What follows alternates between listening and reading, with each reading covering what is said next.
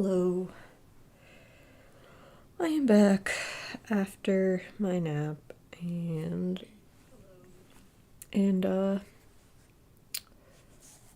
I cooked a little bit too. I say cook, but I made the rice before before my first stream. I just was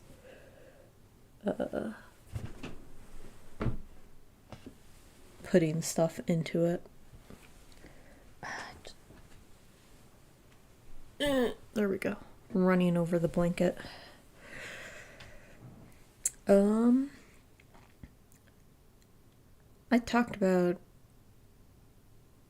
almost everything I wanted to talk about during our first stream, but some of the things I didn't talk about was I also saw the trailer for the new Jurassic World movie. It has Spinosauruses, so I'm excited, because Jurassic Park 3 is my favorite, because I love the Spinosaurus. One of my favorite dinosaurs. And then I've been watching season 2 of Toilet Bound Hanako-kun, because I heard that was a recent thing that came out, and I knew it was in the process of being made, but I didn't know it was actually being released now, so I'm starting to watch that one. It's good so far. I haven't gotten very far. I think I only watched the first 3 episodes. Might have to go back and rewatch the first season. I mean, at this point, I might as well just watch the first season, wait for the second season to be completely out and just binge it, but we'll see. I'm still in the middle of watching the original Yu-Gi-Oh!, so I have things to watch. It's not like I'm strapped for stuff.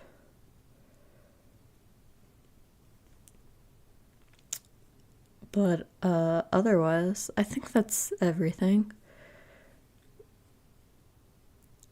The goal is to get through 2 more chapters. If we can get through 3 more chapters, that would be even better, but the goal is 2.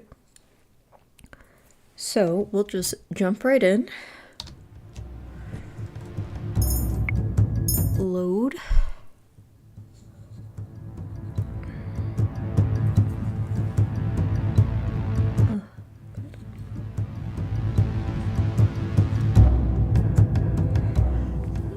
The man starts walking towards us slowly. Waltz moves to stand in front of me.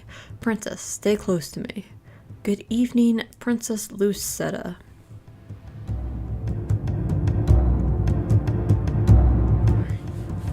And a good evening to you too, Peter Pan. I felt like I needed to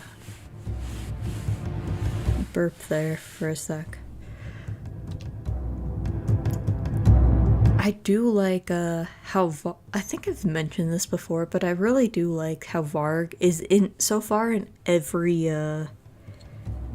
route. Like we know very little about him, but he shows up every time, and I love it. I want to learn more about this dude. The man drops into an elegant bow. Allow me to introduce myself. My name is Varg. What you want, Varg? How do you know who we are? I'd love to stay and chat, but I have more important things to do. The princess is coming with me. Varg takes one long stride towards us.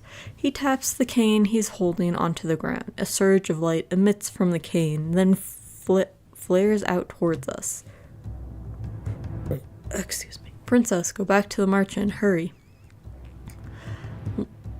Waltz darts towards Varg before I can stop him. Varg raises his cane and twists it in one sharp movement. The light abruptly changes directions and slams into Waltz's side, throwing him some distance away.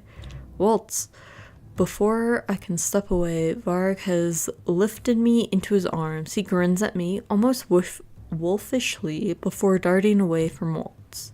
No, princess. Let me go. No can do, princess. I let you go and things will get messy. What do you want from me? Are you a... I cannot even say the word. My blood runs cold as I consider the situation. Are you a witch?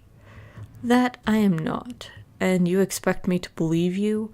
You just used some magic back there. I guess I did. Let me go. I squirm in his arms, attempting to kick and push him away from me. Varg abruptly stops with a grunt to let me down. This is my chance.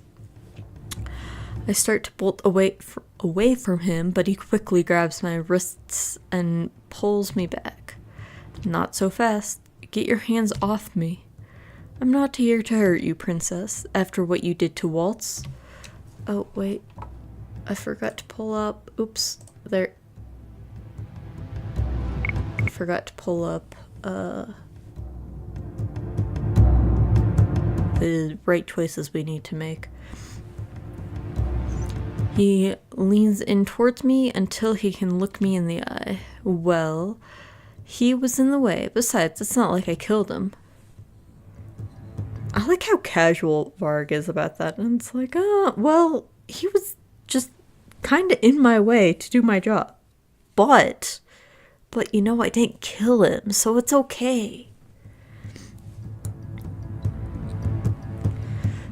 Varg begins walking again, this time pulling me with him. I try to break away from his iron grip, but fail. Where are you taking me? Back to where you truly belong. If there's one thing I've learned from the fairy tales, it's that a princess belongs in a palace.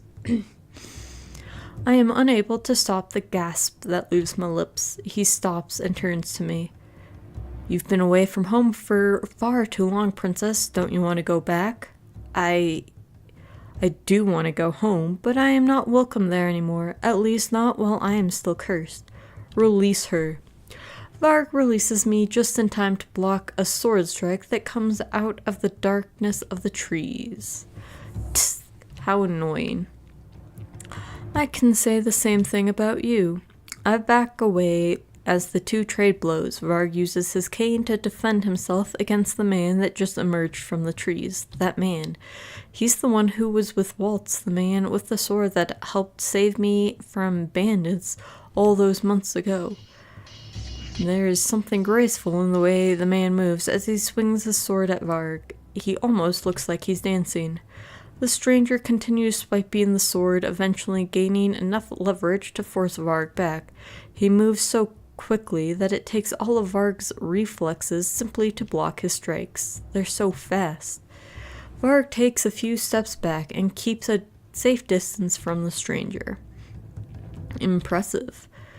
The man gives Varg a lopsided smile as he points a sword at him, the two of them temporarily frozen as they each wait for the other to move. You're not too bad yourself. Wait, is that...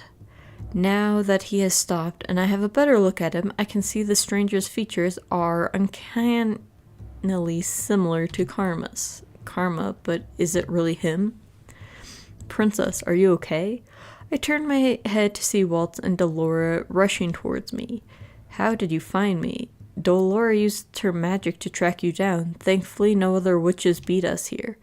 Waltz halts in front of me while Delora advances towards the two men. So what do we have here? Delora, right? Can't say that it's a pleasure to meet you. I have to compliment you all. You did an impressive job hiding the princess from us. It took a while to finally track her down. Finding your so-called tavern was difficult, you know, but I got lucky. How does he know about the tavern? No sooner as the words are out of Varg's mouth that the swordsman is suddenly upon him again, posed to attack. Varg blocks his sword a second too late and is forced to back away, clutching his now bloody arm.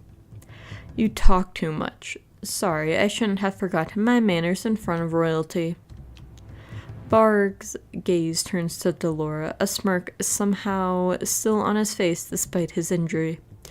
You have quite an interesting bunch with you, witch. How about joining us instead? We could always use more witches like yourself. Thanks, but no thanks. Too bad. Varg turns to look at me. He holds out a hand and gestures me towards him. Come with me, princess. You know you don't belong here. I clench my hands into fists as I shake my head. Your mother wouldn't be very happy with your decision, princess, especially after all she's done to make sure you'll be a suitable heir. Mother? What are you talking about? But Varg ignores me as he raises his cane. Sorry to leave the party so quickly, but I'll be back soon enough for you, princess. Next time, whether you like it or not, you'll be coming with me. I'm not done with you. Delora throws her hands out, beginning to gather light in her palms, but Varg has already brought his cane down on the ground. Thick smoke envelops the area, making my eyes water. When the smoke clears, Varg is gone. Delora huffs in annoyance as she lowers her arms back down to her side. To think that those witches are using a human to do their dirty work. What was that cane he was carrying? I look up at the stranger who has sheathed his sword and is walking towards where Waltz, Delora, and I are standing. It's an enchanted item. That cane has been infused with the spell that allows Varg to use magic. Limited magic, but powerful enough to make him dangerous. Well, it is far easier for a human to explore the kingdom without anyone getting suspicious. The stranger stands close enough for me to get a proper look at his face. I can no longer deny the resemblance I saw earlier. Karma, is that really you? You have good eyes, darling. So, this is what Karma looks like as a man.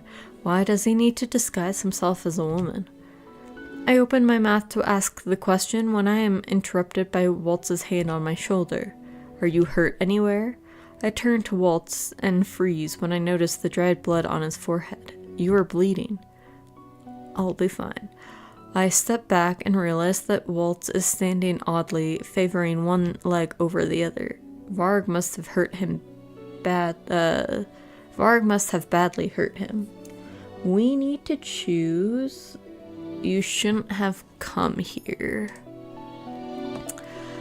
I had to. It's my fault. Varg got you in the first place. Waltz forces a smile, but I can see the sadness in his eyes. I can't protect you all. I couldn't protect you at all. I am so sorry. Why'd you keep worrying about me? I'm not even hurt. What if something happened to you? Waltz smiles. He tries, with great effort, to mask his pain. I'm happy that you worry about me, princess. It doesn't matter what happens to me, as long as you aren't hurt. How can you say that? Ugh. Walt's expression suddenly twists as he doubles over, and his eyes glaze in pain. Waltz. Delora catches one of Waltz's arms, supporting him as she turns to address both Karma and I.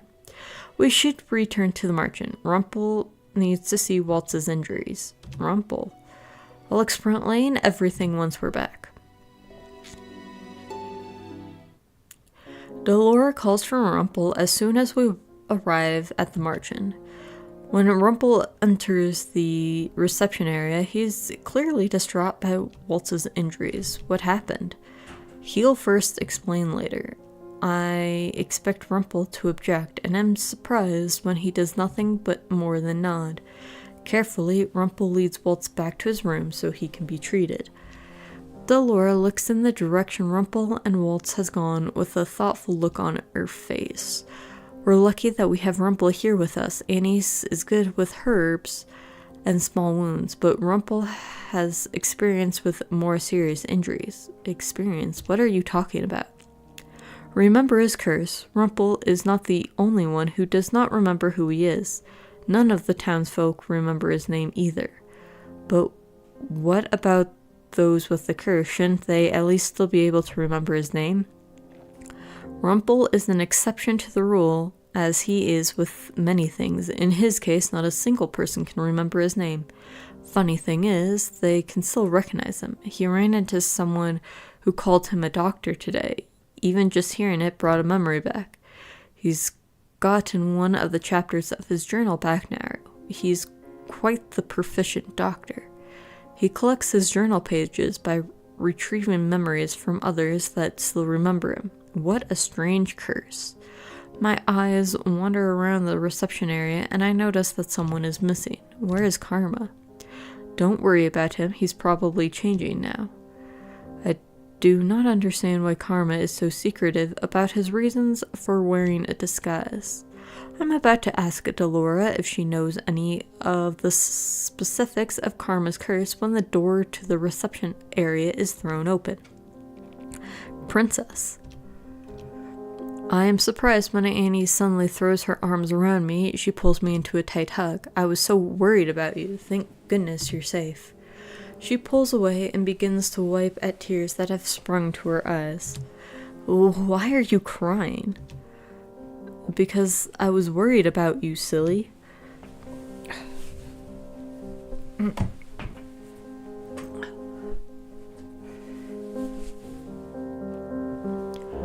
She was really so worried she'd cry? Why? I am intensely aware of the awkwardness of the situation. Thank you for worrying about me. I had thought the words might do something to ease her worries, but her sobbing only grows louder. Anise, I'll get you something warm to drink. I stare off after Anise before I turn to look at Delora worriedly. Did I do something wrong? Did I say something wrong? Quite the opposite, actually. You made her very happy. I did? But she was crying. They're called tears of joy, Princess. I'd be overwhelmed too if you were suddenly nice to me. Miracles tend to bring people to tears. I just said thank you. And that was a kindness in and of itself. No wonder she's so happy. I was being kind. And congratulations, Princess. I see that you've managed to complete your first good deed. My hand moves instinctively to my pendant. I clutch at the new piece that hangs there. I knew you could do it. Delora smiles warmly. For some reason, it makes me feel strangely proud. Parfait walks into the room, startling us both. It's been 2 weeks since I last saw her. Her face is ashen. Parfait, you know that continuously using your magic takes a toll on your body.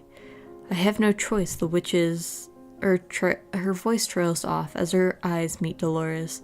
Parfait and Delora look at each other solemnly. The tension in the room mounts as they continue to stare at each other without uttering a word. Eventually, Parfait's eyes wander to me. Keeping her in the dark won't make this situation any better, Delora. Parfait moves towards me, but her knees buckle. Before I can react, Delora is already at her side, supporting her. Parfait, you need to rest. I'll take care of this. No, she needs to hear this from the both of us. What's going on? We wanted to tell you about this later, but we can no longer afford to wait. Delora helps Parfait to a chair. I tentatively take a seat opposite the two of them. We're going to tell you the whole truth of the situation. The whole truth? Delora sighs before she eventually speaks. Do you know why I cursed you, Princess? Some twisted sense of mischief? That's not the whole reason. I like how it's part of the reason, though. Yeah, I'm just mischievous that way. I'll just curse this random princess because I can. No other reason. We needed you to change your ways, Princess, to change how you see the world. If we didn't do something, you were going to end up as merciless and cold-hearted as your mother. What are you talking about? My eyes go to Parfait, but she doesn't meet my gaze. Hilda, your mother, was not always so cruel. Parfait's eyes look wet as she is about to cry. Why are you speaking as if you knew her? She was my friend. Long before she was the queen, Hilda was like a sister to me. But she changed when the witch hunt started. What does the witch hunt have to do with mother? Parfait does not meet my eyes, but Dolores is looking right at me. Your mother was a witch, Lucetta, the most powerful of all the witches, in fact. Hilda was the tenebrium bearer. My heart drops into the pit of my stomach. No, that's impossible. I never saw her use magic. She cannot be a witch. That's what she wanted you to believe. You cannot keep something like that a secret. If you try hard enough, you can keep anything a secret, even from your own family. But how? Yes, just because you can keep something a secret long enough doesn't mean it never comes out. That's how you get, like,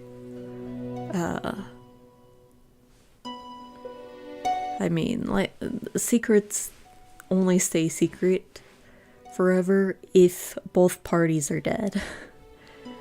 Otherwise, a secret will always come out eventually. You can only keep it a secret for so long. But how? Dolores pauses for a long moment before she speaks. She erased your memories, Lucetta. The air leaves my lungs as I struggle to remain calm. Walt said that Mother ordered my memories to be erased, but are they saying that it was Mother herself who erased my memories? Jagged pieces of memory and thought begin to snap together in my mind. She needed you obedient and compliant. Everyone knows that Lucetta is missing chunks of her memory, but none of these witches offer to, like, cure it. So does that mean once you lose your memories, your memories are forever forgotten? But that doesn't work with Rumpel, because it's a curse, not just a spell, I guess.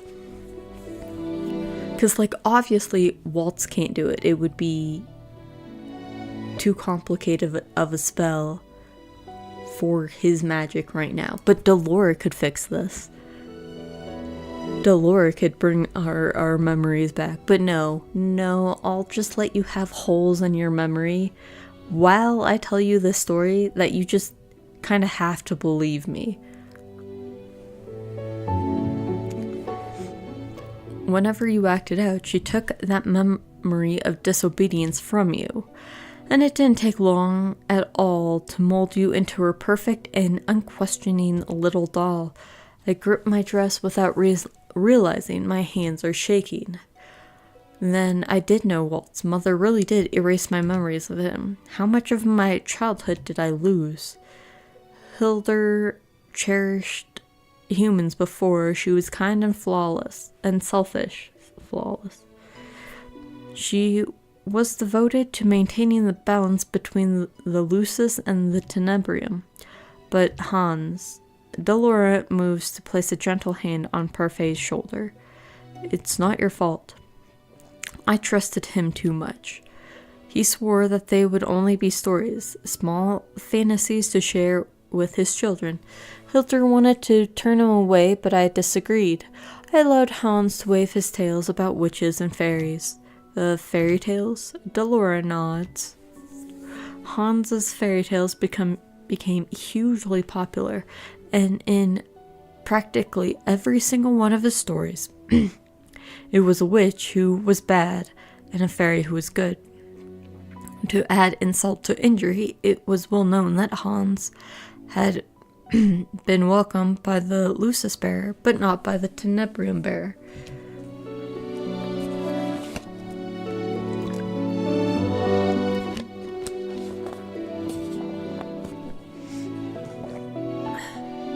Humans took that information, and their imagination ran wild.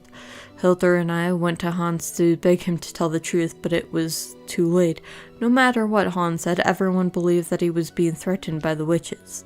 I don't think he ever meant for things to get so out of hand either.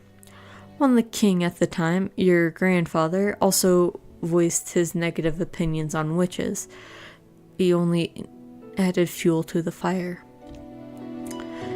It was as if he was giving humans permission to carry out their witch genocide, and we could do nothing to defend ourselves. We were bound by our oath to never hurt a living soul. The witch hunt lasted for years. Most of us were slaughtered. All witches are bound to the tenebrium bearer through the tenebrium itself. Hildur felt each of the deaths like it was her own. It drove her mad. And she broke our oath. She killed the king, your grandfather. Mother killed my grandfather? As Hildur's power kept growing, more and more good witches were corrupted through her influence on the tenebrium. I tried to stop her, but she was already lost to reason. Hildur wanted to take Angelia for the witches. She wanted to take revenge on the humans for what they had done to all of us. And since your father was next in line, Hildur forced Gennaro to marry her so she would have an legitimate claim to the throne. And she did it even though she knew he loved another woman, the very woman who sits on the throne today. Ophelia? Delora nods. The king has always loved Ophelia? Hildur created the fairy tale curse to punish the humans. She wanted to fuel the tenebrium with their hatred and anger. Parfai's voice becomes very soft. The balance between dark and light was lost. While Hildur lived, Angelia was a place of grief. I can feel an impending headache coming, but even if what you're saying is true, Mother is dead. She's been dead for 4 years. She is... But for some reason, the witches are becoming more active. Garland and Duran's patrols have confirmed this. Patrols? Is that why they disappear at night? I had to cast a glamour on you so other witches would be unable to recognize you as the princess. But it seems like they've already seen through your glamour. They're looking for you, princess. The witches are looking for you. What? Why?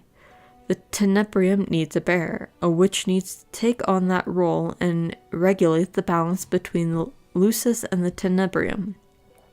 For the past few years, it's been in a state of hibernation.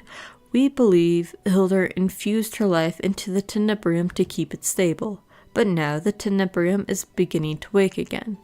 We believe that's why so many people are being cursed lately. The witches are preparing for their new bearer. Delora turns to me with an expression I cannot quite read. They only have to wait until you turn 18. The air in the room seems to disappear all at once. Princess, on your 18th birthday, your curse will break regardless of whether you complete your 3 good deeds. And you will become the tenebrium bearer. You will inherit this title and the power from your mother. Impossible. My heart is racing and I feel faint. Even if Mother was a witch, I can't use magic at all. All halflings like you inherit their magic at 18. No, I am human. Princess? Delora's expression is grim as she speaks. We've been watching over you for a long time, Lucetta. We know what sort of influence your mother had on you. The curse was the test. We needed to know that you wouldn't return Angelia to what it was when your mother was queen. We cannot allow another great war to tear Angelia apart. Delora and I believe there is still goodness left in you. You just needed a wake-up call. Thus the curse and the 3 good deeds. We wanted to see what you had. We wanted you to see what you had in years, to be exposed to the true reality of things. And above all, we needed to see that you were capable of 3 good deeds. And I attempt to grasp the fleeting thoughts in my mind, but to no avail. I feel numb. That's it. No more secrets. Parfai's voice is gentle when she speaks to me. The future of this kingdom is in your hands. She makes it like this all-powerful saying, the future of the kingdom is in your hands. But even if we weren't a witch, the kingdom is in our hands regardless. We're the heir to Angelia. Will you follow your mother's footsteps, or will you achieve the same balance that we had before?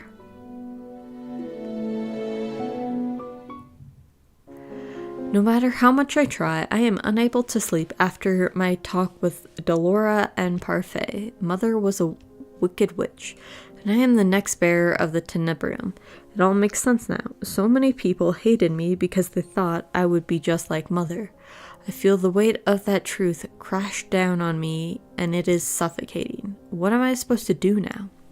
I turn to my side and bring my knees to my chest. How do I know what the truth is anymore? Suddenly, an idea occurs to me. There's one other person who might know the truth, Waltz. I wonder how he's doing. I slip out of my room and make my way towards Waltz's. Waltz is sound asleep when I push open the door to his room. He looks so small on the bed. I pause to look at the hefty amount of herbs lying on the table. Those herbs. I remember Annie's once told me that they help with pain. Rumpel and Annie's have given Waltz a lot of them. Thoughts about the truth of my mother retreat to the back of my mind as I remember the encounter with Varg. Waltz would never have gotten hurt if it weren't for me. My eyes begin to sting. We need to cry. For the first time in years, I let my tears flow freely. I do not even know why I'm crying, and I find myself talking aloud. You said that crying didn't make a person weak, but it certainly makes me feel that way. You're not weak, princess.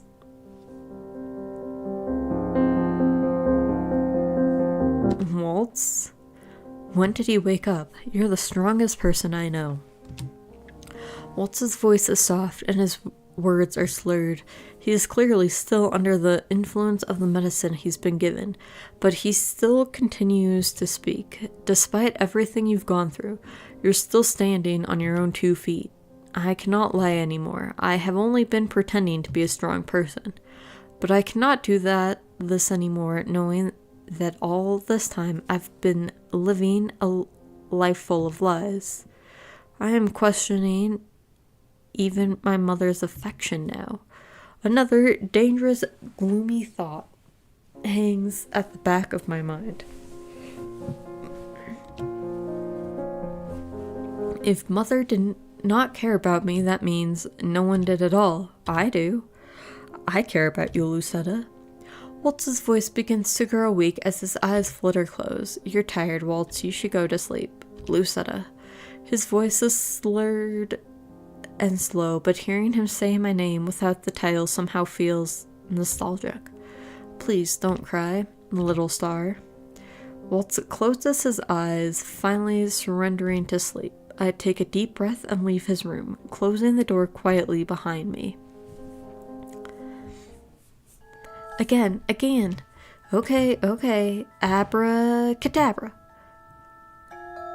Teach me how to do this too. A magician never reveals his secrets, little star.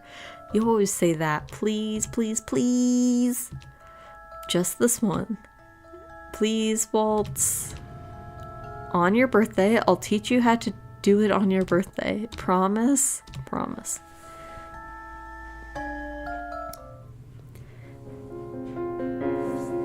I wake slowly, the dream somehow still clear in my mind. A dream about Waltz? Was that a memory?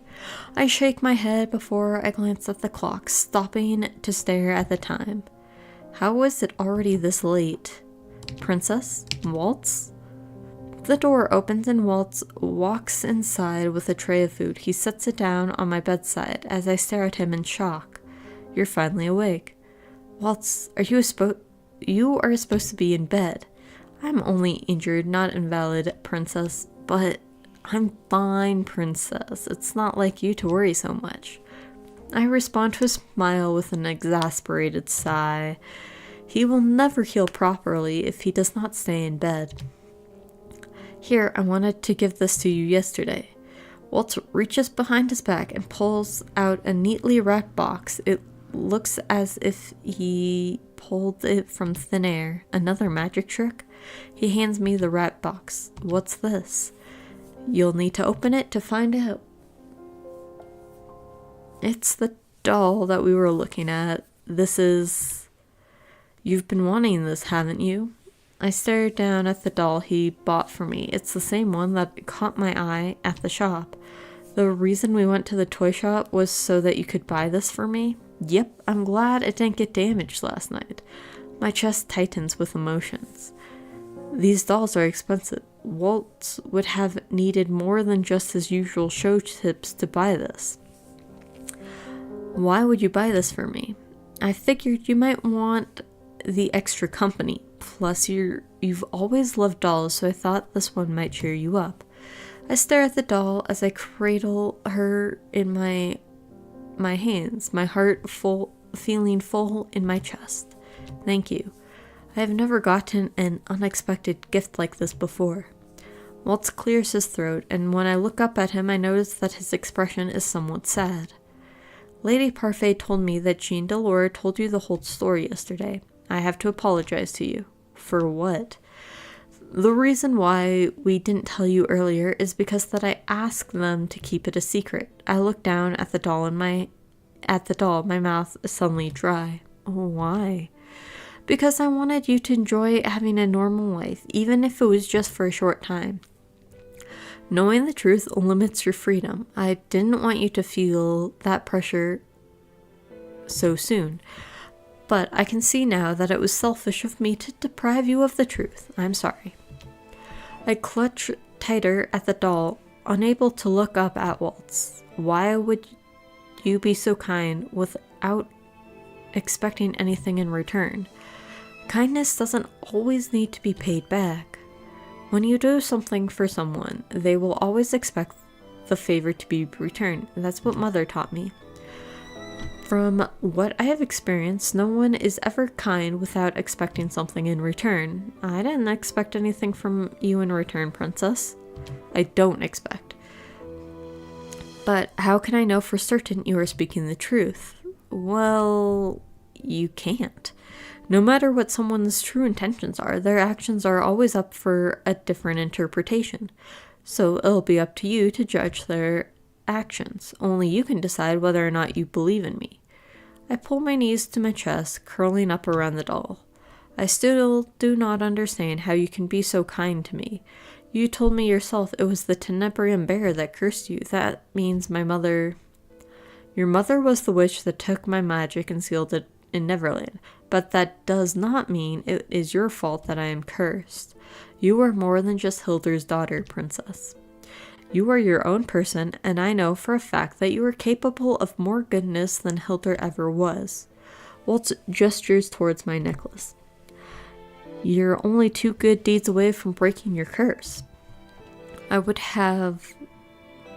not have accomplished the first one without your help. In fact, I have done nothing to help you break yours.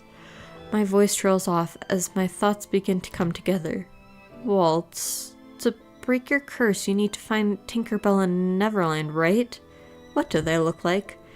Neverland is a gold box with a carving of wings on the top, and Tinkerbell is the matching key. I sit up abruptly. We have to go to the palace. Walt stares at me, his expression clearly perplexed. What? Why? Because I know where to find Tinkerbell and Neverland.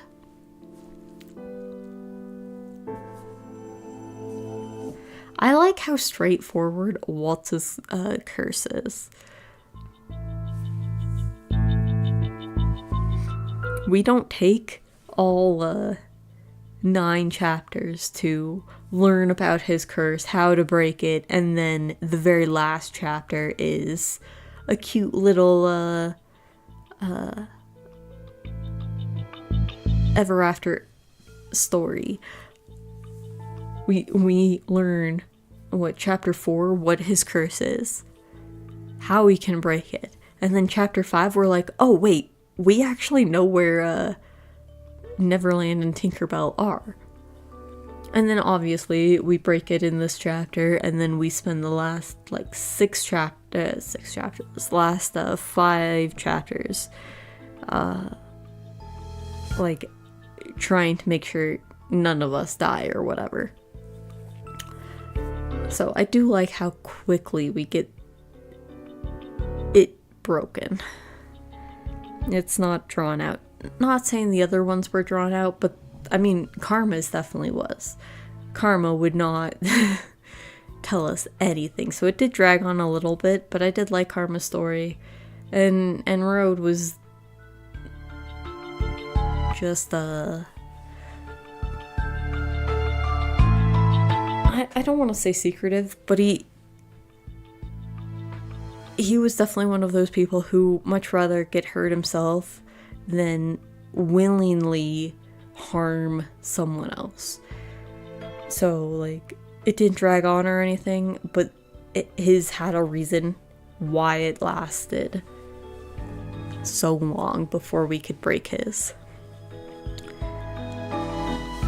Waltz's description of Neverland and Tinkerbell was enough to jog my memory.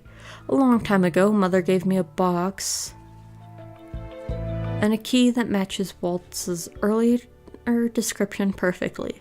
She gave me strict instructions to hide them in my room and to never let anyone else have them. I never questioned Mother's orders, and I kept the box and key tucked in one of my drawers. I'd forgotten I even had those things until Waltz mentioned them. I'm surprised she never, like, tried to open the box. Like, it's one thing if Mother gave us a locked box or whatever and was like, hey, keep this safe or whatever, and then, like, kept the key for herself. But to give us the box and key, like, Lucetta just never opened the box. Because Waltz never said he specifically had to open the box, just that it had to be open and his curse would be broken. The minute I remembered, I sent a letter to Rod requesting he help us get into the palace. I knew that our strained relationship would make it hard for him to trust me, so I emphasized the importance of the item we needed to obtain. A week later, he finally came through. Now, we are just outside the palace waiting for him. Durin and Garland are here to protect us in case the need arises. I glance at Waltz, who is standing beside me, fidgeting. He had been against me coming with him ever since he found out my plans. He cannot stop me. I refuse to be left behind. You still won't change your mind about this, princess? You know the situation with the witches. It's not safe for you to be here. It's not safe for me anywhere outside the Marchen, and you know that. Besides, how do you plan on finding Neverland and Tinkerbell without me? I am the one who knows where they are. Like I said, if you would just tell me where they are, I can go on my own. There's no need for you to put yourself in this much danger. I am going, and you cannot stop me, Waltz. Princess. I turn to face him fully. This is my choice, Waltz. I want to do this. For a moment there is silence between us as Waltz studies my expression. He eventually sighs and shakes his head. I should have known by now that there's no changing your mind when you're determined to do something. Just promise to stay close to me, okay? I nod absently as I feel around in my pocket for a small object, a vial that Parfait gave me before Walt and I left the palace. She said that it would help us when the need arises. It is a shame that neither Parfait nor Delora could be here due to their urgent meeting with the fairies. Durin and Garland finally arrive with Rod. Ready? I can only nod in reply. Thankfully, nothing will go wrong. Hopefully nothing goes wrong. We make our way through the secret passageway. I've heard of the secret passageway from the king before, but this is the first time I've ever been here. They say that this was built as an escape route should the need to evacuate the royal family arise. Only the commander of the Order of Caldria and the king knew about this place. Rod, how do you even know this place? How did you get a key? I thought only the king and Sir Alcester had copies. It was Lady Parfait who showed me this place and gave me the key. I can't leave the palace unattended on normal circumstances, so she suggests I go through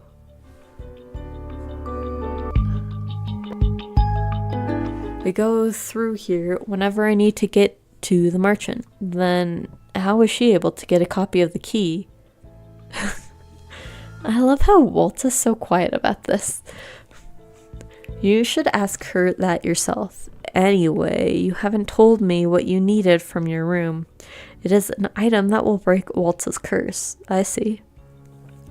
Why did it take you so long to respond to my letter? The palace has been on high alert since last week. Why? Rod stops and looks at me. The hesitation is clear in his eyes. Did something happen? A week ago, the king received a letter, a warning. A letter?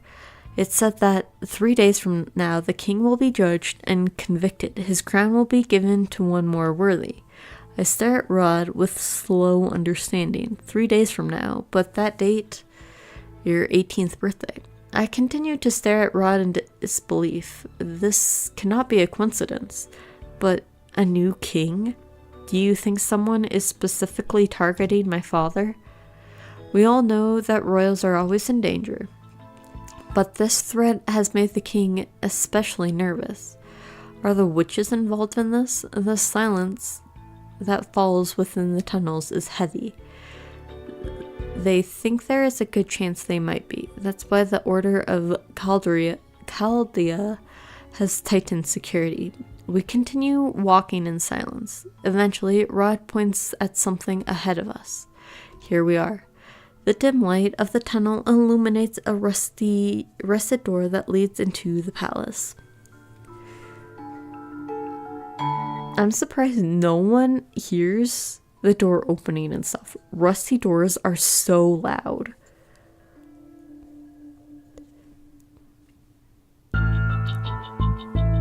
Rod looks around wearily as Waltz and I quickly duck into the shadows of the column. The guards will be doing their rounds on this side soon. We need to hurry. Right. The hallways are thankfully quiet as we traverse them. Rod did a good job of scoping out the times of paroles. Eventually, we reach my room. I stop at the door to my room, suddenly overwhelmed by nostalgia. It's been so long since I have been in my room. Is this Emily's room now? No, but the king ordered your room had... no. By the king's order, your room has been untouched since you were cursed. Then, what has become of this room? I look at Rod in shock as he studies the door to my room with a complicated expression on his face. I think maids are sent in here to test occasionally, but otherwise everything should be just as it was before. But why would the king keep the room as it is if he does not remember me? I turn back to the door thoughtfully, then glance at Rod. We can handle the rest. You should leave before you draw any unwanted attention. I do not want you to get into trouble. Don't worry, we will figure out a way to get back to that passage without alerting anyone. What? You've changed. What do you mean by that? You never would have cared about someone else's safety before. Rod turns to leave before I can respond. Be careful. Thank you. Garland and I will stand outside. Make it quick. I nod at Durin before turning back to the door and turning the knob. I glance at Waltz and he nods at me. I take a deep breath and open the door. Rod told me that my room had been untouched since I left, but I was not expecting it to be like this. Nothing has changed. Not a single thing out of place. There is not even a speck of dust on the dolls on my shelves. Lucetta? I am confused as to why this room had been untouched. Certainly the king would have thought to do something else with it. Or, in the very least, he would not have maids coming in constantly to clean it. But I cannot let myself linger on the questions. I have no time for them. We came here to find Neverland and Tinkerbell. I look at Waltz and nod. Let us start searching. Time passes, but I am only able to find the key. The box is nowhere to be found, not even in the drawer that I remember to put it in. To think that you had Neverland and Tinkerbell this whole time. Have you tried searching for it in my room before? I have, but I didn't find anything. She must have used the glamour magic to hide it from me. I stare at the key in frustration. I don't understand. I am sure it was here. Are you sure you didn't throw it away? No, I would never throw away such a beautiful box. Besides, I keep most of my things. They are all valuable to me, even if they are not outwardly beautiful. I wouldn't have believed you if I hadn't seen this. He leaned down to pluck a puppet from one of my drawers. He holds it up with a smile, and I feel my cheeks heat in embarrassment. I never remembered to throw that out. Waltz gazes at me thoughtfully. That's the only reason? Well, I look at the puppet in his hand and find the truth spilling out of me. I have never been able to put my finger on why, but I have always liked that puppet. A smile stretches across Waltz's face.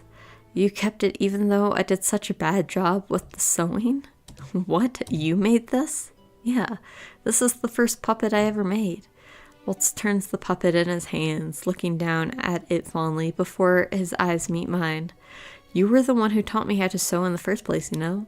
What? I was the one who taught him how to sew? I stare at the puppet. I probably kept it because you made it. How cruel, huh? Do you have any idea what you're doing to my poor heart? You seem perfectly fine to me. That is...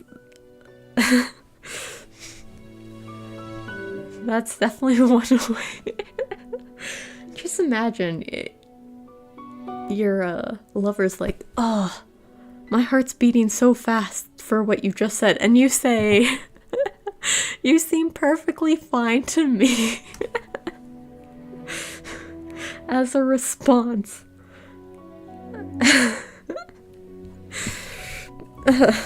Who's that? Waltz shakes his head and says, Waltz? So dense. What? The knob begins to turn, and Waltz and I exchange glances before we both dart to different hiding places. I hide myself under the bed, and he runs behind the curtains, which is more easily conceal his smaller body. The king? What is he doing here? When the king steps inside, I notice that there's something in his hands. That's the box. Why does he have it? I look at Waltz and he gives me a small nod, affirming that it is indeed Neverland. Who's there? Show yourself now if you don't want to get hurt. The king unsheathes his sword. What should we do? I look at Waltz, who signals to me to stay in place. He mouths something, and I think he might be saying that he means to find a way to get us out. Is Waltz going to sacrifice him again? Will he be alright? Should I trust him? We need to stay this time.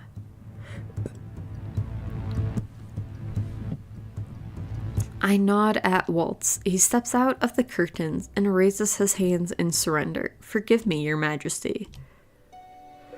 I know you. You were Hilder's apprentice. Waltz, was it? I remember then that Waltz had worked for Mother, so naturally the king would know who he was. It's been a while, Your Majesty. I am honored you still remember me. You haven't changed. Not at all. So Hilda really did curse you for betraying her. Betraying her? Betraying her how? The king places his sword back into its scabbard. I have no idea what you're doing here now, but the king surprises us both by getting down on one knee and bowing to Waltz. Your Majesty, you shouldn't... I've never been able to thank you after the war. So, thank you. You did so much for our kingdom, Waltz. So, thank you. We owe you our lives, if only all witches were as good as you. The king stands once again, his posture stiff and straight. There are more of us than you think, Your Majesty. I am lost. What are they talking about? But I didn't do it for the kingdom. Waltz turns to look at me suddenly, a small smile on his face. I did it for her. Her? Who are you talking about? Waltz nods his head at me. That's all right, Lucetta. I slide out from my hiding place and stand in front of the king. It's been months since I last saw him. Are you... Okay. The little cat is, I guess, giving himself a bath. But because he's in the cubbyhole of the desk, it's too small for him to like turn around easily, so he's just scratching up the side as he moves around. I doubt you can hear it, but I was wondering what was going on in there.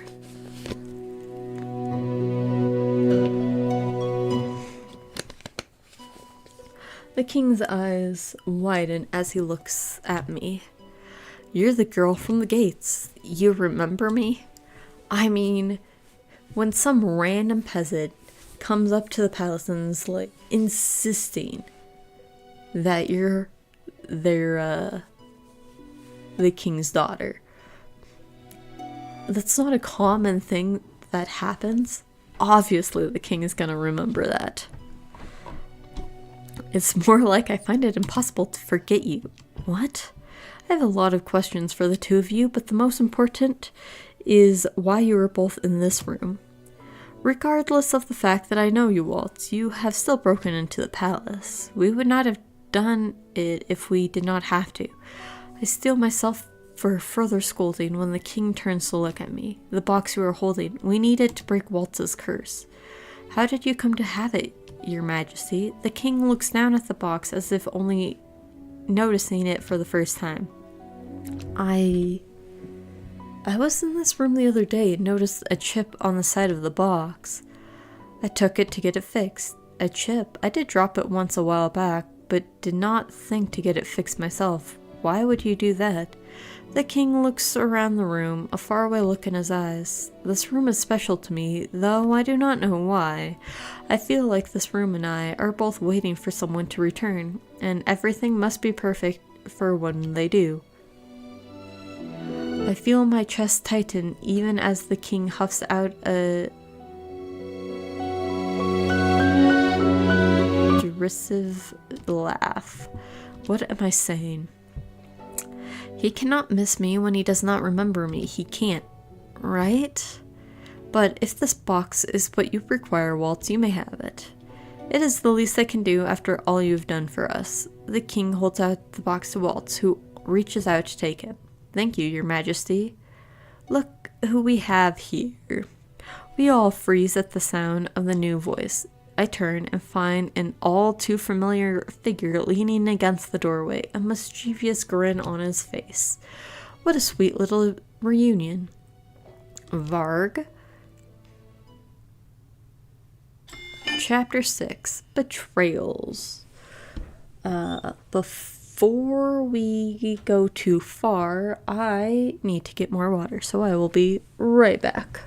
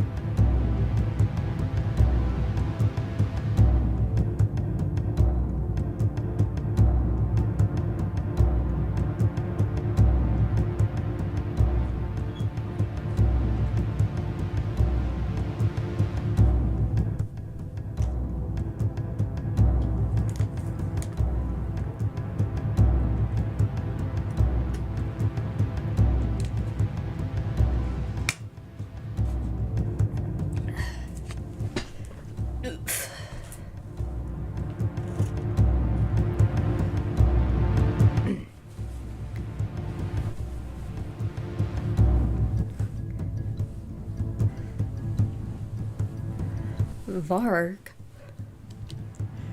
I told you I'd come back for you, didn't I? Varg taps his cane on the floor, creating a shock wave, a powerful energy that blasts us all across the room. No.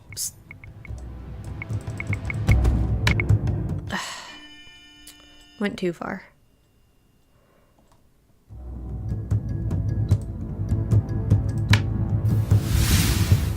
Okay. The impact of his magic forces me against the wall.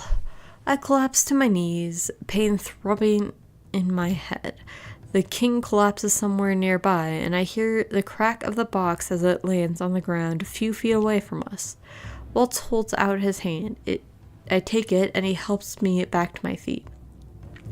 Lucetta, are you all right? Yes, Lucetta. The king looks at me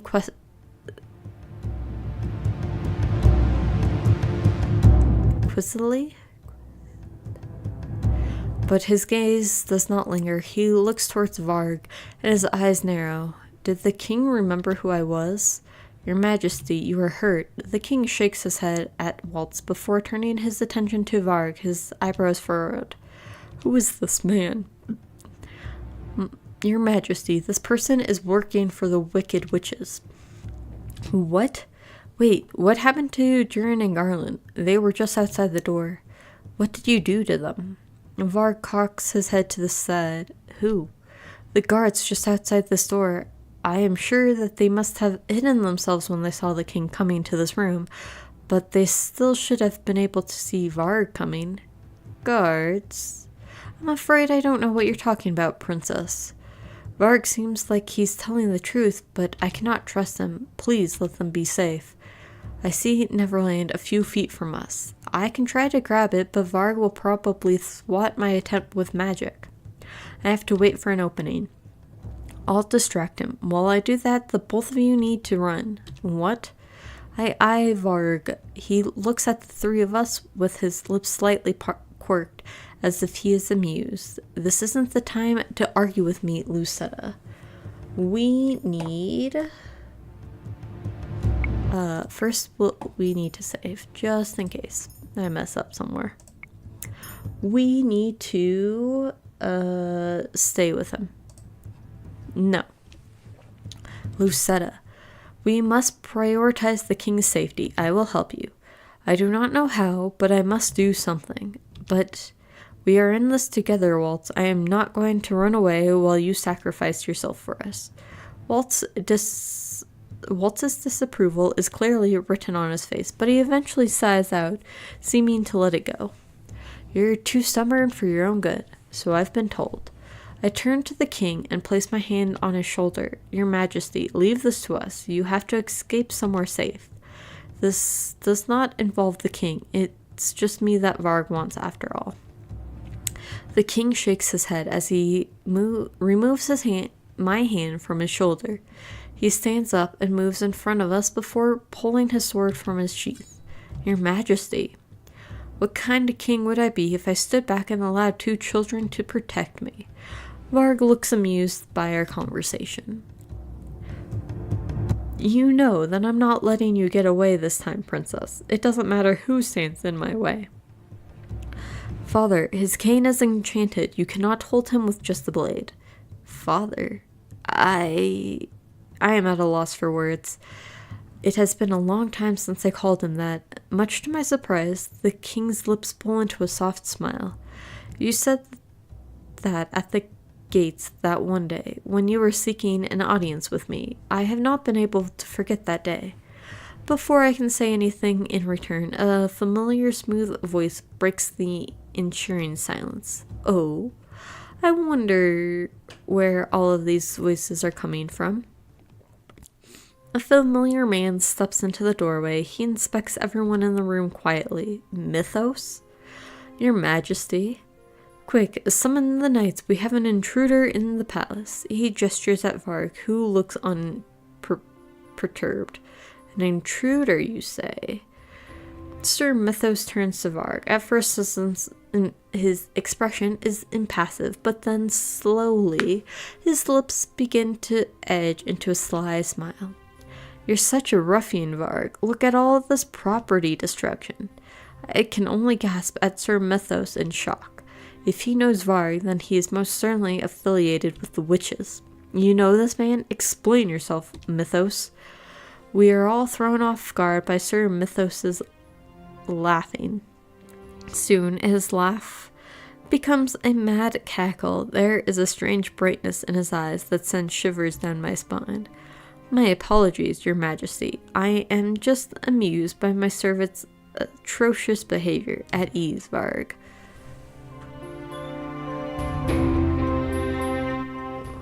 Sir Mythos gestures at Varg, a silent command to lower his cane. Varg obeys him before moving to a corner of the room and leaning against the wall with disinterest. Don't worry, Your Majesty, you're not the one we're after. What? Sir Mythos turns his sly smile on me, and I instinctively take a step back. The princess is the lady we need to escort. Escort? Princess? This girl is a princess? That is correct. It is a shame you cannot remember your own daughter, even though she stands right in front of you. Enough of your vagueness. Explain yourself. The king's grip on the hilt of his sword tightens. I am not obligated to explain anything to you. Try thinking on your own for a change, Your Majesty. Mythos. Sir Mythos ignores the king's outburst and turns his attention to Waltz. He visibly stiffens, and his sly smile contorts into a grimace. And look who we have here. I see the traitor has returned to the palace. Waltz stares at him, looking puzzled. Sir Mythos tilts his head to the side and offers Waltz a lopsided smile. You look the same as you did back then. I did not think it was possible for you to grow any weaker. Waltz Cresswell.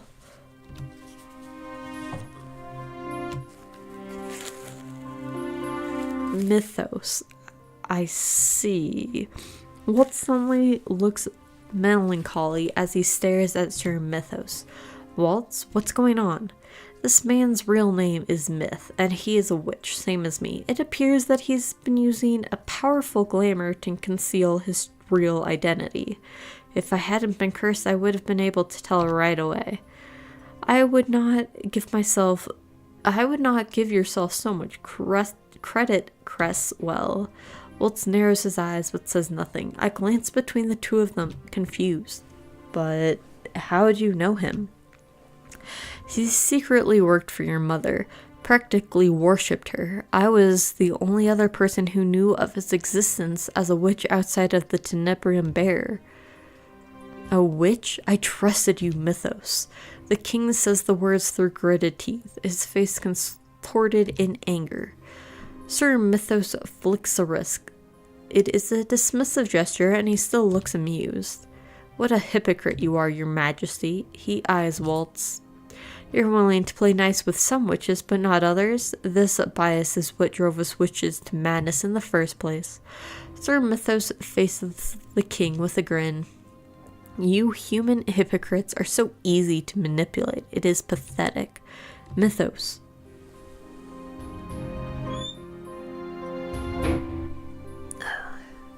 The king charges towards Sir Mythos with his sword held high. Your Majesty, don't!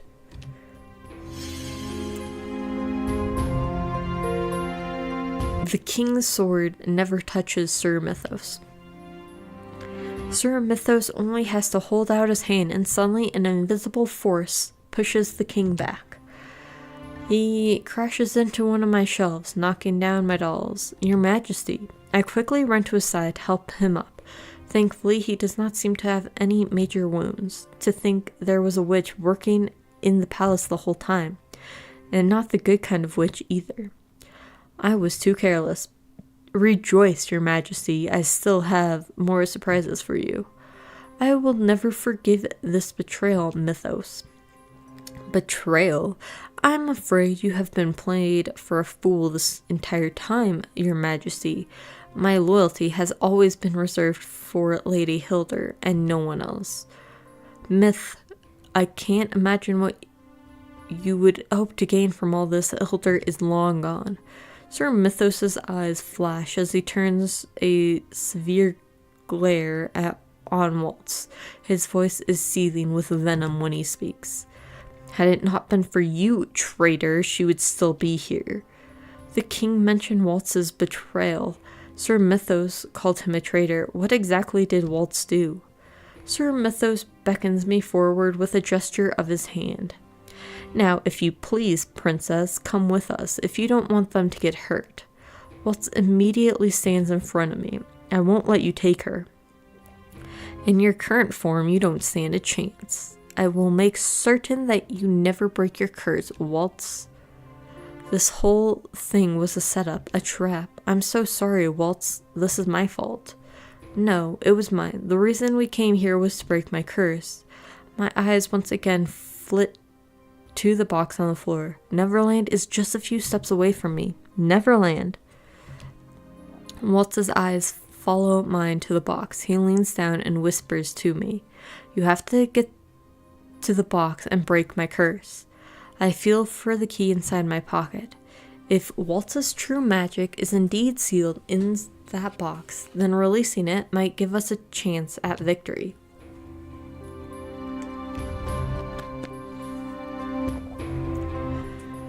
And Mythos and Varg do not seem to have caught onto the fact that the object will break Waltz's curse is right at their feet. Okay.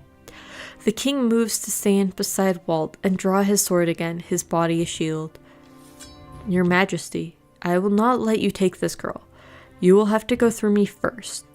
You can't do this. Lucetta, I always loved that name. I thought if I ever had a daughter, I would give her that name. Magic makes even the impossible possible. You must truly be my daughter, yes? Tears start to blur my vision. Oh, how disgustingly touching. It seems as if I will just have to deal with you first. No. I rush towards the box. At the same moment, Mythos casts his spell. Varg lunges towards me, his hands outstretched for me. But he is too late. By the time he grabs me, I have already inserted the key into Neverland. I give it one definite twist and hear the click of the box as it pops open. Light flashes through the room, blinding me. Suddenly, I feel a strong arm around me, holding me tightly, protectively. When I open my eyes, I see Walt. It is Walt I see. Even several years older, I still recognize him. Waltz? Hey there, little star. He seems like the tides has turned, Myth. Waltz grins, and I see a confidence in his expression I have never seen before. Sir Mythos frowns has only become more severe. Fool, I will show you that I was the favored apprentice. Be careful not to get hurt, princess. Be sure to not hurt the princess, Mythos. Varg's voice is almost teasing, but Sir Mythos does not seem to care. I didn't plan on it. Sir Mythos gestures his hand in a sweeping gesture, the beginning of spell gathering at his fingertips. Waltz looks at me and smiles reassuringly. Now, when I say that I can protect you, Lucetta, I definitely can. Waltz holds out his hand just before Sir Mythos's magic reaches us. An invisible barrier suddenly appears in front of us, thwarting Sir Mythos's magic. I do like how it kind of looks like almost like space, like you have like the little stars and then the bigger, like almost planets. I don't know, I like it. Seems like I'm not as rusty as I thought I would be. Walt snaps his fingers and effortlessly creates a dark wave that pushes both Sir Mythos and Varg to the wall. Let's go. What do we do now? The Order of Chaldea. They are sworn to an oath of protection. We can rely on them.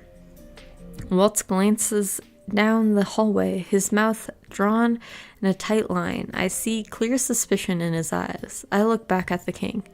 The knight should have been here by now. Surely such a commotion would have brought them running.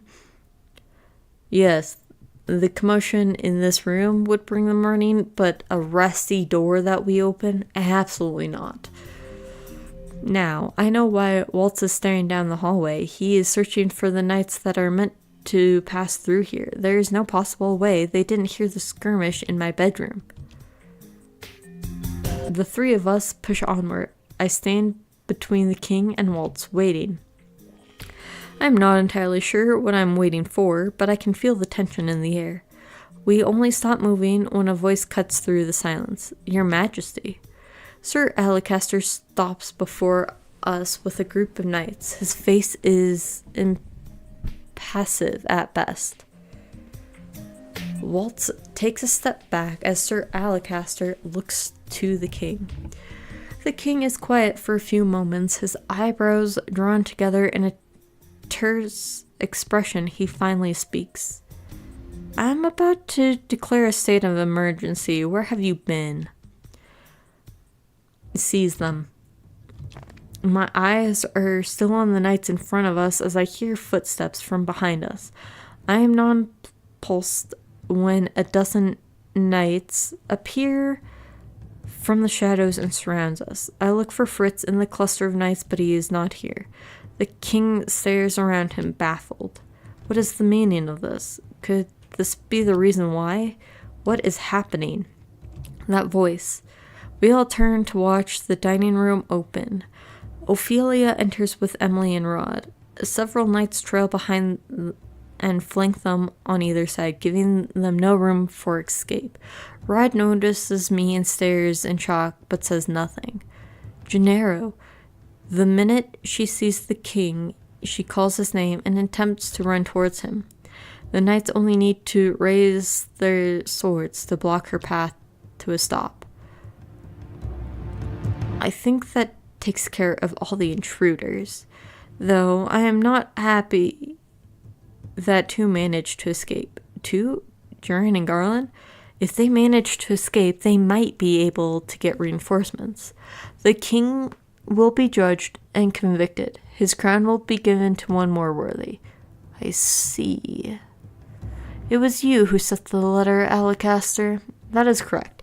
Now, if you want to protect your family, you will hand over your crown. The king shakes with rage.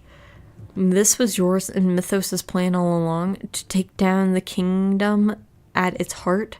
Sir Alacaster snorts and crosses his arms. Do not lump me together with that snake. Both of us have different goals. It just so happens that we both need to get rid of you. What? You are a weak king, Gennaro. The kingdom of Angelia needs someone who will rule with an iron fist.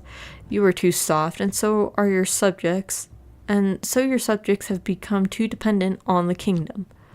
And how do you propose I run my kingdom? By installing fear. There is no place for fear in this kingdom. It is a ruler's obligation to assure the fear of his people. I cannot believe that you would do this, Sir Alacaster. Alacaster looks at me with disinterest. Lucetta, correct? I have no business with you, but I suppose Mythos does. We have been backed into a corner. What do we do? I feel for my pocket, my hand touching the smooth surface of a vial. I still remember the potion that Parfait gave me before we left. I had forgotten I had it with me. Parfait told me to use this potion if we found ourselves in a difficult situation. She said it would give us time to escape. She did not even tell me what it does. I glance at Waltz, who is eyeing the knights quietly. But it is also possible that Waltz would be able to do something about the situation with his magic. We need to use Parfait's potion. I reach into my pocket and slip the vial out. I open my fingers just long enough for Waltz to see it. He gives me a subtle nod before turning his attention to Sir Alacaster, who is still speaking with the king. I will make you regret your actions, Sir Alacaster. I threw the vial to the floor. The moment it shatters, a blinding white light envelops the room, forcing my eyes to close. Waltz grabs my hand and pulls me away. Don't let them escape. I like how Parfait just made a flash bomb for us.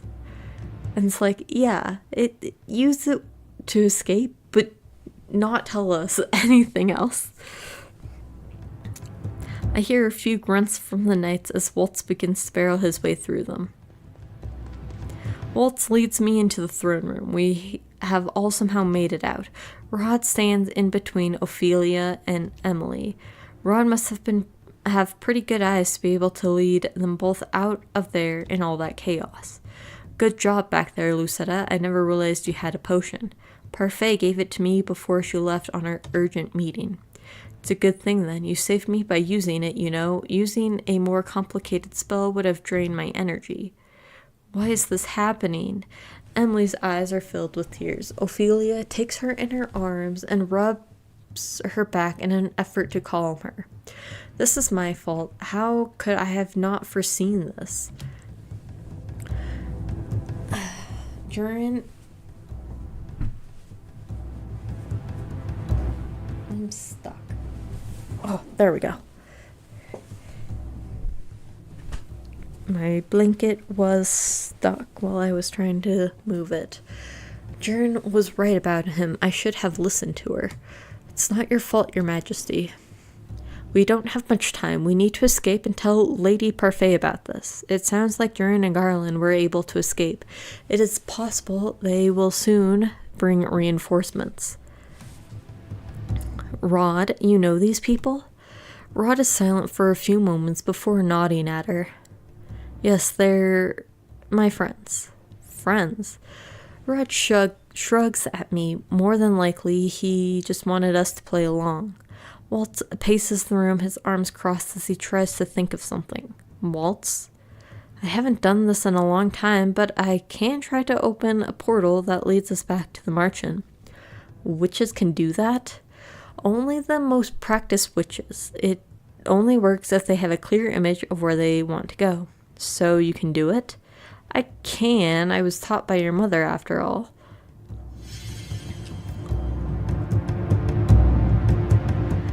Waltz starts waving his hands in front of him as he conjures a spell to open a portal, but the portal disappears as soon as it appears and fades again. Darn it. They are coming, Waltz. I'm doing my best, princess. Waltz tries to cast the spell again. This time the opening appears and stays. I did it. But this won't be open for long. Your Majesty, you must go first. No, let Ophelia and the children go first. Waltz nods as he ushers Ophelia and Emily into the portal. Though Rod is reluctant to step inside, I force him into the portal before me. I can't keep the portal open much longer, Lucetta. I can manage one more person before I need to recast it. Your Majesty, you must go. No. What? I do not have any intentions of leaving. To leave this place is to abandon my kingdom. I will not flee like a coward. I will protect my throne until my last breath, but that would be suicide. He will not kill me. He may have managed to sway the order, but I have the people on my side. Killing me will cause an uprising, and that is the last thing he will want. But if the king escapes, he would be able to fight from the outside, and the castle and his crown are symbols, but he is in danger if he stays here alone. I glance at Waltz and notice him paling. I can tell the magic is sapping his strength, making him weaker. I ball my hands into fists. I cannot leave the king here by himself. He is the king, and I am the crown princess. Waltz, will you come back? You will come back for me, right?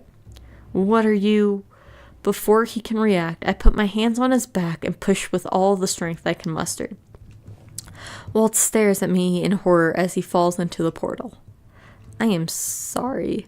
Walt disappears and the portal collapses in on itself, leaving me with the king. Both my mind and heart are numb as the knights approach, ready to surround us. The king and I sit on the floor with our hands tied behind our backs. There are 2 knights standing by the door to watch over us. I look at the king, who remains as quiet and solemn as before. He has been so calm. Does he have a plan? Why is it that you chose to stay with me? I am surprised when he finally breaks the silence.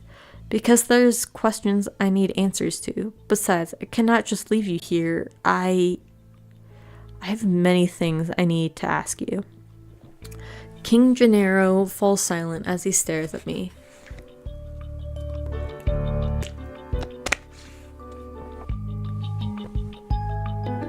The gold of his eyes clearly reflect my own.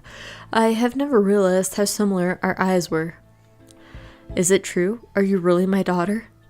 Yes, I was given the fairy tale curse and turned into a peasant. My title was stolen from me and from the minds of the people. No one remembers who I am anymore. Cinderella? How did you know? I noticed the glass slipper, a necklace on your neck, but the other slipper seems to be missing a piece. Piece? I look down and stare at the second slipper. My eyes widen when I notice that the piece is bigger. I'm wondering if she got it when she had to either get it when Waltz's curse broke because of the bright light and they just overlapped each other, or she got it when she threw the flash bomb, which would also have blocked out the light of her curse, or her getting a second piece. But when did this happen? I consider and recall the moment I broke Waltz's curse. Was it when I broke Waltz's curse? This means I only have one more deed left to complete, but my birthday is tomorrow. Excuse me. Are you alright? Yes, I'm just worried. You have been through much today. Try and get some rest. You must reserve your energy. I'm unsure of what he means, but either way, there's no way I could possibly sleep now. At least, that's what I tell myself, but as minutes pass by, I feel my eyes getting heavier. Eventually, I drift into a dreamless sleep. Lucetta, you must wake up. I blink a few times, and when I come to, I find that I am leaning on the king's shoulder. I fell asleep. The king glances back to the door, his eyes narrowed slightly as he takes a deep breath. It is time to go. What? I turn towards the front door and realize the knights guarding the room are missing. They will be back soon. We must hurry. I'm surprised when the king pulls out of the ropes that were binding him. He holds a small knife in his hands. How long has he been out of his bindings? When did you free yourself? I think I've been sorely underestimated. I have been trained just as well as the knights. It goes without saying, I could get myself out of bindings.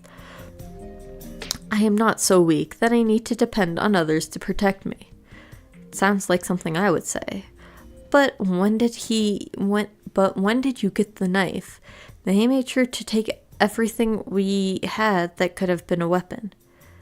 Would it suffice to say I pulled it from a hidden spot? Not many people think to look in a person's boots. The king leans down to cut my bindings. When I lower myself to the ground, his fingers brush the floor. What are you doing? Finding the keyhole. Ah, here we are. He pulls a small key from his pocket and fits it into a crevice on the floor. The floor gives us gentle audible rumble. The king pulls the title from the floor, revealing a hidden staircase. There's a hidden staircase here in the floor? In an escape route if one were ever needed. Only I know of existence. Now, we must go before they return. I nod and follow after him. The king sets the panel in place as we descend down into the darkness. The floor rumbles once more as the hidden pathway closes behind us.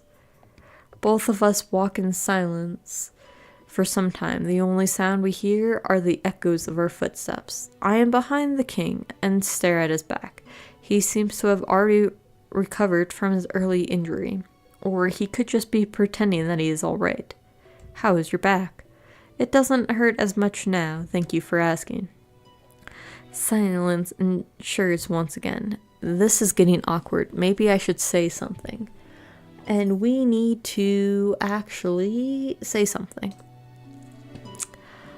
I cannot stay in the silence any longer and speak up before I lose my nerves. I am sorry. Why are you apologizing? Because I have done nothing but cause you trouble. Rod told me once that when I disappeared, the king was the happiest he ever been, because I was not there. I am sure if you had been given the chance to forget me or not, you would have chosen to forget me. No, it feels like I have been the cause of your pain, not the other way around. I feel as if I should be the one apologizing. I've been wondering for a while. If you were indeed my daughter, why would you address me by title? Do you not call me father? I stop in my tracks and turn away. It's been years since I called you that. You were never there for me, so I stopped considering you my father. That deafening silence falls upon us. I am sorry. Can you tell me why you distance yourself from me? The king looks at me silently with something like regret in his eyes. I want to slap myself for my foolish question. My apologies. I forgot that you do not remember me. You know, I have learned many things since I have become cursed, but the things I have learned do not answer my questions. I have thoughts that by staying here I would finally chance upon some answers, some truth. I have always thought that only Mother loved me because you were never there for me. I am sorry I cannot give you the answers you seek. Well, I can understand why you would hate me. I am a witch's daughter, after all. Hildur, do you know what transpired in the past? You mean with Mother? Hildur threatened to kill the person I loved if I did not marry her. She threatened to kill Ophelia. The king looks down, his face contorted with anger. Parfait said that Mother had already broken the rules long before she took over the kingdom. Her hands were already stained with blood. I won't let any more of my loved ones die in her hands. I had no choice back then. I married her because I refused to let her hurt Ophelia. I hated that woman for ruining my life and my kingdom. I know. I recalled when he thanked Waltz for saving the kingdom. Can you tell me who Waltz is? Waltz. He was Hildur's apprentice. He was powerful, considered the second strongest among the witches. Really. He was a child prodigy. This is why Hildur ordered his family killed when they refused to give him to her. Waltz didn't find out about that until much later. Mother killed Waltz's family? I cannot believe this. Just how many lives did she take? When he did find out, he betrayed Hildur. He divulged her plans to the fairies and helped them defeat her. I gave him a copy of the key to the secret tunnel so that he could deliver it to the Lucis bearer. So that is how Parfait got the copy of the key. And then Hildur cursed him for betraying her. I do not know how you two know each other, but it is fairly obvious to me that he is loyal to you and cares about you. He was the type of person that expressed that loyalty plainly, so I could tell. I do not know why the king decided to comment on such a thing, but my cheeks are suddenly warm. You care for him. Do I? He is a good man. How do we even get to this conversation? The two of us are still walking when the king suddenly stops and I nearly bump into him. Ah, here we are.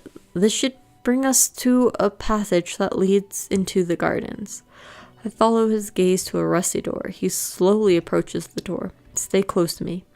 I nod at him. He turns the knob and opens the door. The king and I can only gasp at the sight in front of us. This is the last thing we expected to see behind the door. Mother? Chapter 7. The Witch and the Crystal. And we are... I think we're actually going to call it here. Because we're not going to be able to finish another chapter tonight. And I do have other things I need to do. So yeah, we'll call it here. We'll see if we can finish the rest Friday. So I hope you all have a good rest of your day. And I will see you Friday. Bye.